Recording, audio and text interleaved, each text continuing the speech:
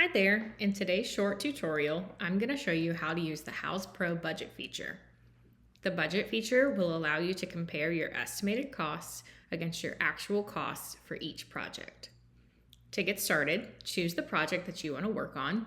I want to go to the Leicester residence, so we're going to click on that and go straight to it.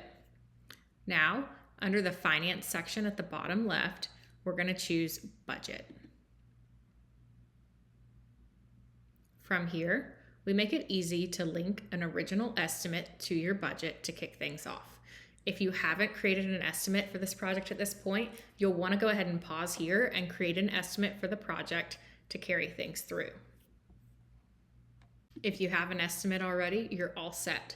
We'll either want to link an estimate from right here or in the Budget Setup button in the top right. Let's go with the Budget Setup button.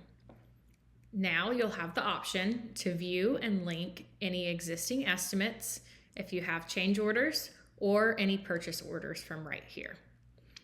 For what we need to do right now to set up our budget, let's just go with estimates.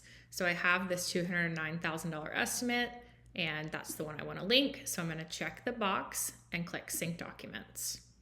Now it's going to work to pull in all of my categories and all of my line items from my original estimate onto my budget. So you can see project management, tile and stone, and each of those things have items underneath it. A pro tip up in the top right hand corner, if you click expand all, it's going to expand all of those categories and items for you so that you can see everything very, very quickly. Let's do some orientation around the columns.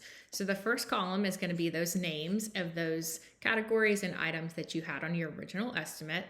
And then in the estimated column, it's going to give you the original estimated cost. If you look up here in the estimated summary, it will give you a further amount of detail on what's included. So it's going to include your projected costs from the original linked estimate and your change orders with taxes excluded.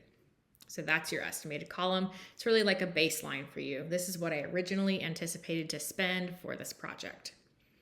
Your actual column is going to include any of your linked expenses that you've entered into Houzz Pro.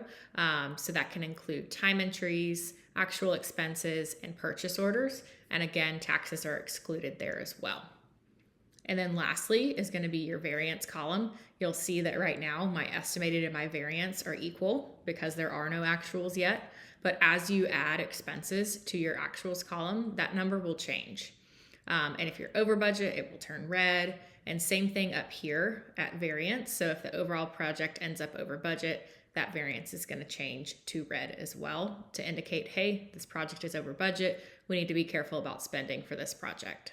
Now let's start adding some expenses or actuals to this budget. To do so, go to the line item that you want to add an expense to and choose the plus icon right here under the actual column.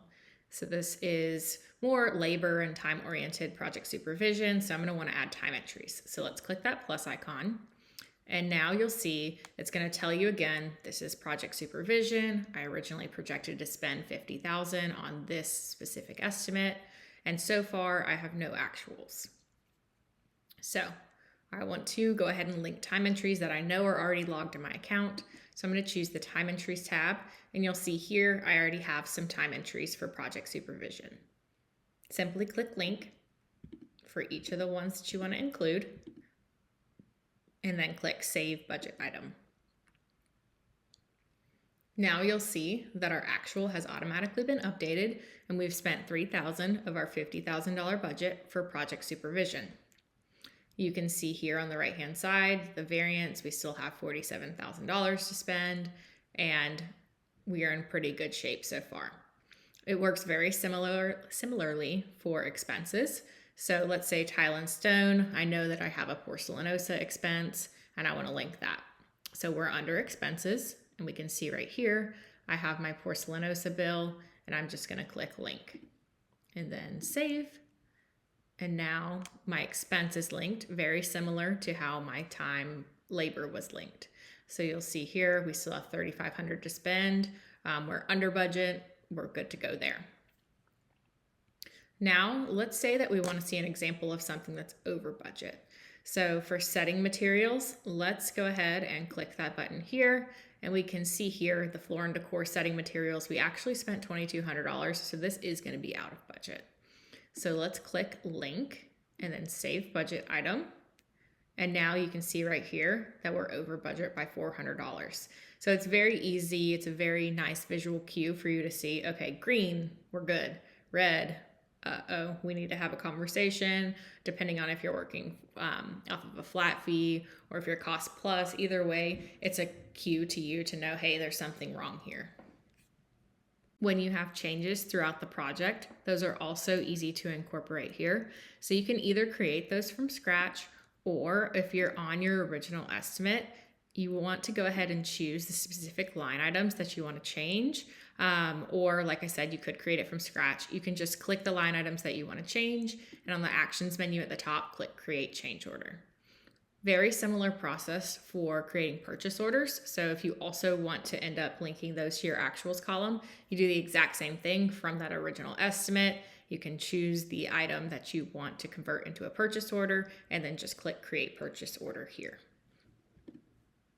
Now let's jump back into our budget and then I'll show you where those change orders and purchase orders would be linked. So we're here back in our budget and that's going to load up for us.